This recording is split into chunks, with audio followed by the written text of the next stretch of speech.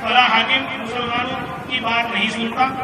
ہمارے ساتھ عدل و انصاف کا معاملہ نہیں کیا جاتا، یہ ان کی غلطی نہیں ہے، بلکہ یہ ہماری کمی ہے، یہ ہماری کمی ہے کہ جس قرآن اور حدیث سے ہم کو ایک طاقت ملنی تھی، اس قرآن اور حدیث سے ہماری نسبت اور تعلق کمزور ہو گیا، اور جب تعلق اور نسبت کمزور ہو جاتی ہے تو ہر چیز کے اندر کمزوری آنی شروع ہو جاتی ہے۔ تو کہنے کا اور بتلانے کا مقصد یہ ہے کہ جس طرح آج دنیا والوں کے اوپر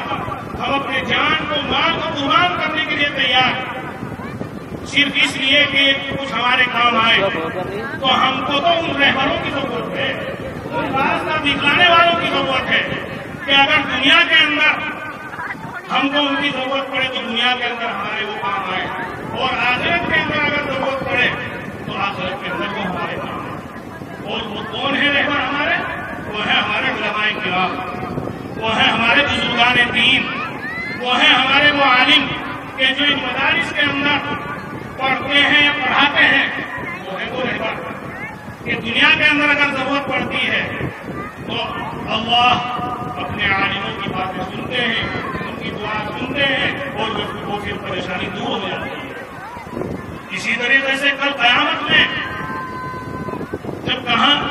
حشر کا میدان ہوگا اور کوئی ہمارا ساتھ دینے والا نہیں ہوگا، تو وہاں پر بھی یہی عالم ہمارے کام آئیں گے، یہی بزرگان دین،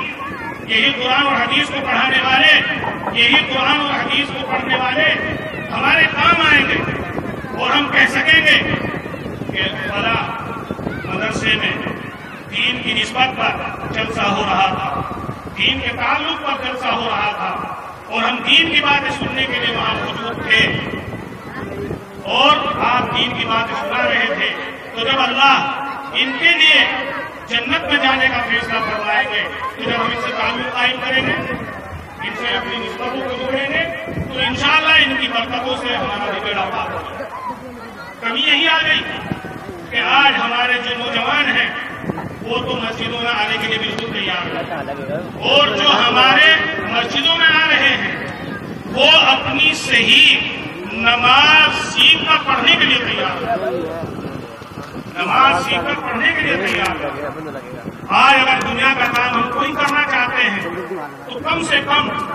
ہم 2-4 آدمی سے مشورہ لیتے ہیں، تمہاری کیا رائے ہے، کیسا تمہارا تجربہ ہے۔ دنیا کے کام میں تو ہم پریشان مشورہ لینے کے لیے، لیکن جو دین کا کام ہے اس میں ہم اپنی نماز کو یا اسی طریقے سے اپنے ہر اس کام کو جو دین کے مطابق ہو اپنے عالم سے پوچھنے کے لیے چلے گا۔ تو یہ تمام وہ چیزیں ہیں کہ جو آج ہم کو عزت سے ذلت کی طرف کھینچے ہوئے لے جا رہی ہیں۔ اس بچے کو بٹھاؤ سامنے۔ تو یہ میرے محترم دوستوں اور بزرگوں، یہ ہم مسلمان ہیں، اور مسلمانوں کے گھروں میں ہم پیدا ہوئے، ہم کو سوچنا ہے کہ آگے ہماری یہ نسل کس طرح دین کی باتوں کے اوپر عمل کرنے والی ہے۔ یہ ہر ایک ذمہ دار کو سوچنا ہے اور غور کرنا ہے۔ جب تک ہم اس بات کے اوپر غور نہیں کریں گے، اپنے بچوں کو صحیح تربیت نہیں دیں گے، اپنے بچوں کو قرآن اور حدیث کی تعلیم دلا کر ان کے دلوں کے اندر علماء کرام کی عزتوں کو نہیں ڈالیں گے تو آگے وہ عزت کرنے والے نہیں بنیں گے۔ آج اللہ رب العزت نے ہم کو موقع دیا جب تک زندگی ہے، اور جب یہ سانس نکل جائیں گے تو پھر پچھتاتے رہیں، لاکھ ہم وہاں پریشان ہوتے رہیں، دوبارہ زندگی ملنے والی نہیں، اور زندگی کا کچھ پتہ نہیں ہے کہ کس وقت اللہ کی طرف سے اللہ ہوا ہے۔ تو میری آپ سبھی سے درخواست ہے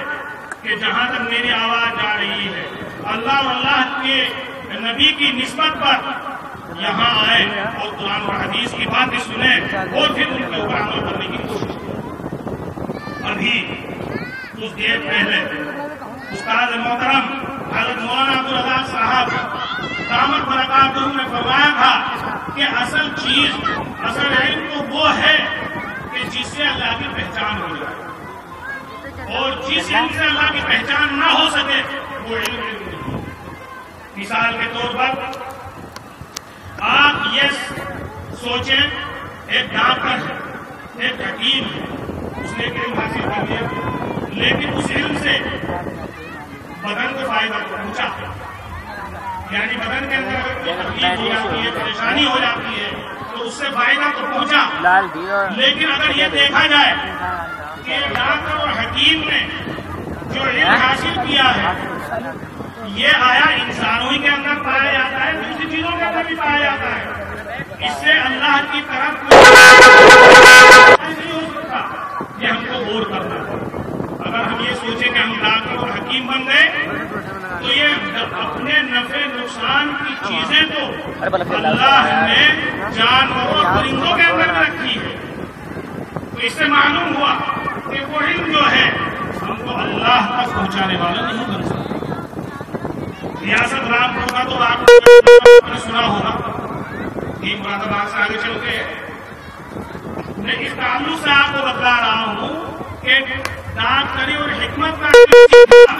یہ کوئی ناجائز حرام نہیں ہے، صحیح ہے، لیکن یہ علم جو ہے ہمارے اندر ہی نہیں بلکہ دوسری چیزوں کے اندر بھی پایا جاتا ہے، اور یہ علم ہم کو اللہ کی معرفت اور اللہ کی پہچان نہیں کر سکتا۔ اللہ کی معرفت اور اللہ کی پہچان تو صرف اس علم سے ہو سکتی ہے کہ جو قرآن اور حدیث کی شکل میں ہمارے سامنے موجود ہے، اس کو ہم اپنائیں اور اس کے اوپر عمل کریں۔ تو ریاست رامپور کا واقعہ لکھا ہے کہ وہاں پر بندر بہت زیادہ تھے، بندر بہت زیادہ تھے، لوگ پریشان تھے، جہاں بندر زیادہ ہو جاتے ہیں لوگ پریشان ہو جاتے نہیں کہ کسی کے کپڑے اٹھا کر لے جا رہا ہے، کوئی اگر کھانا پکا رہا ہے تو اس کی روٹیاں اٹھا کر لے جا رہا ہے، طرح طرح سے بندر پریشان کرتے ہیں۔ تو وہاں کے لوگوں نے یہ سوچا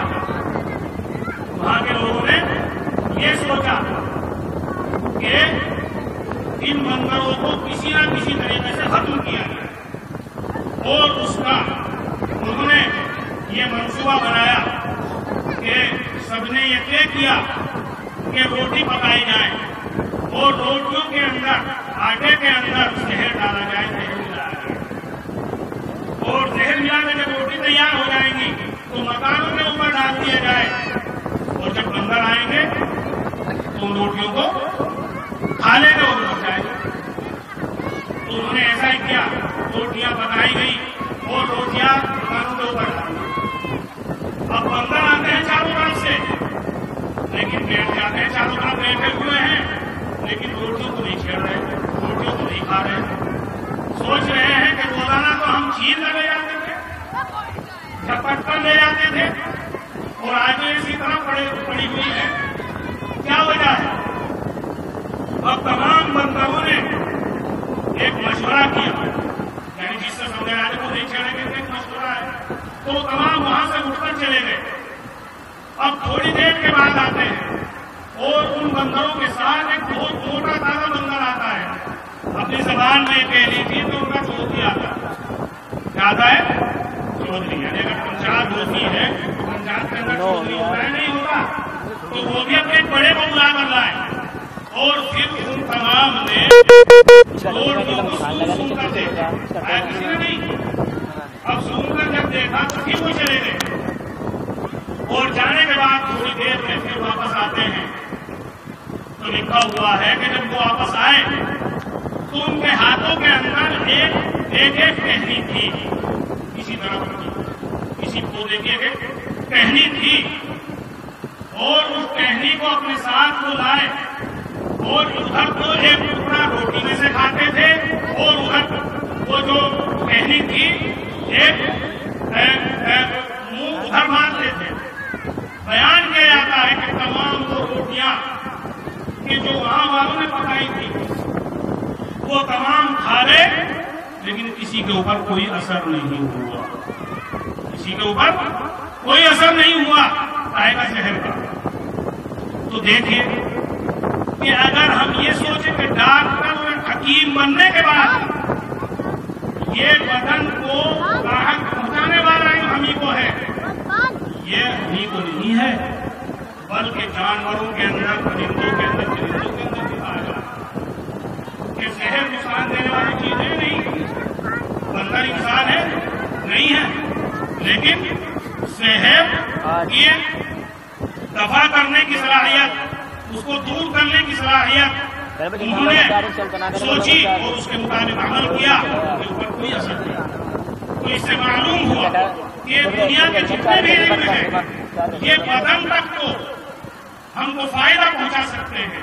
لیکن ایک چیز بدن کے اندر روح ہے جس سے بدن چل رہا ہے، جس سے بدن چلتا ہے، اس کو جو راحت پہنچانے والا علم ہے، آرام پہنچانے والا علم ہے، وہ نبی کا علم ہے، وہ قرآن کا علم ہے، اس کے بغیر ہم کو راحت اور آرام ملنے والا نہیں ہے۔ اسی طرح اگر انجینئرنگ کا ہم نے کورس کر لیا اور اچھے محلات کے ہم نقشے بنا رہے ہیں، بلڈنگوں کے